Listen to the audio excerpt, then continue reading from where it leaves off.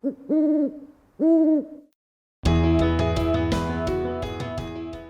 Covey, who did the 7 Habits of Highly Effective People, has a line in that book that talks about a great classroom kind of bordering on the edge of chaos. And I think that I've tried to embrace a lot of that, which is to create a really vibrant way of discussion among the students and the way that the students are thinking about what they can potentially learn. Welcome to the world of Red Bull. We'll be your guides today through the world of Red Bull.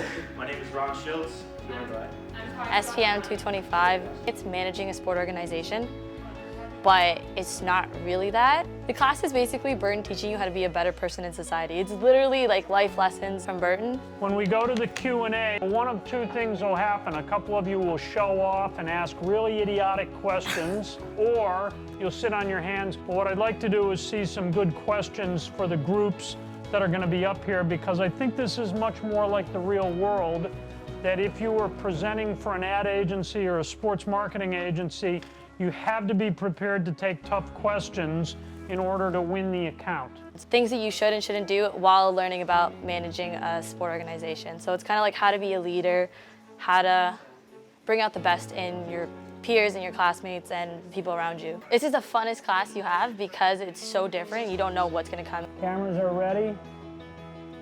Phasers on stun.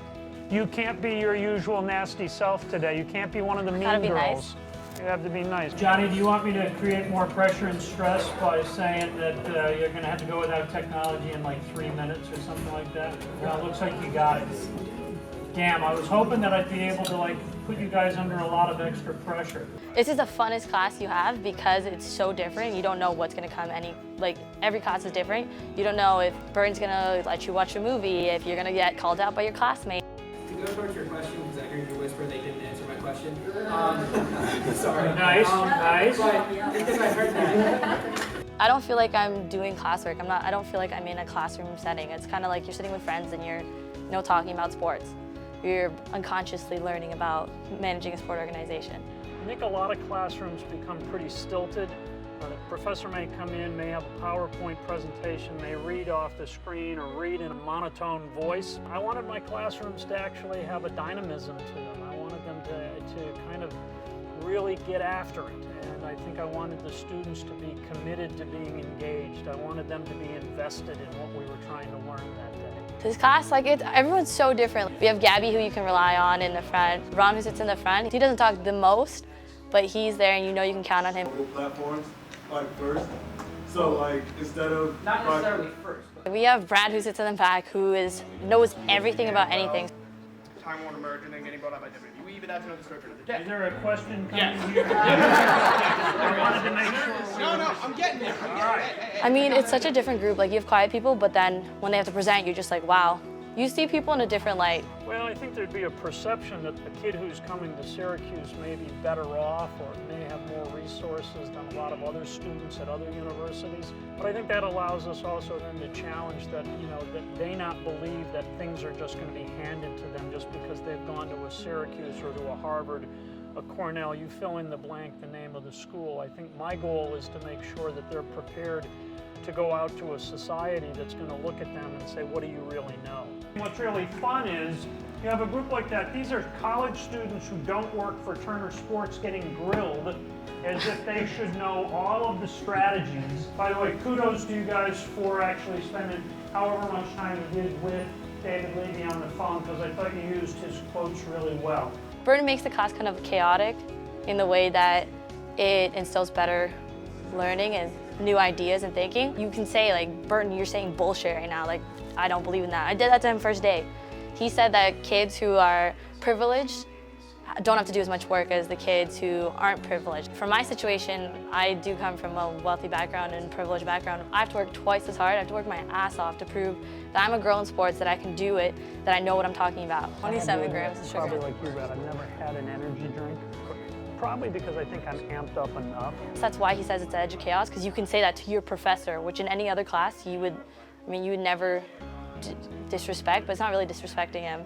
And you could say that to your classmates too. If they say something stupid in class, you could be like, wait, no, that's not what it is. Like you should think of it this way, or this is what it really is.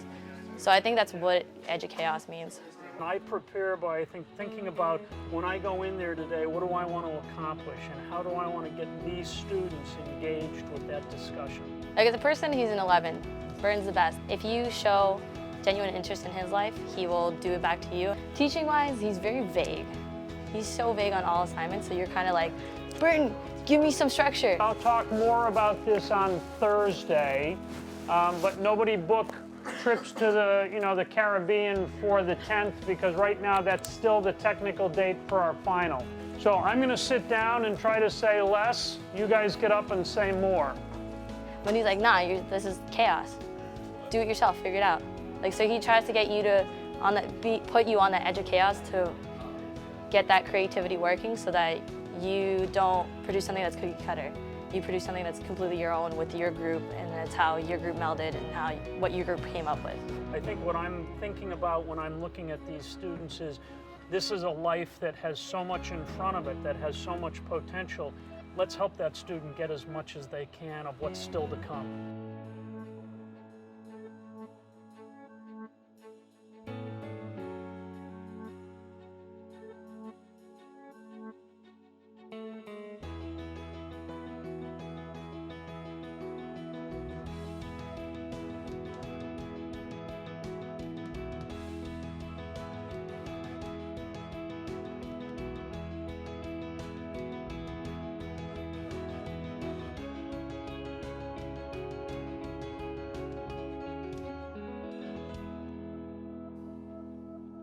Mm-hmm.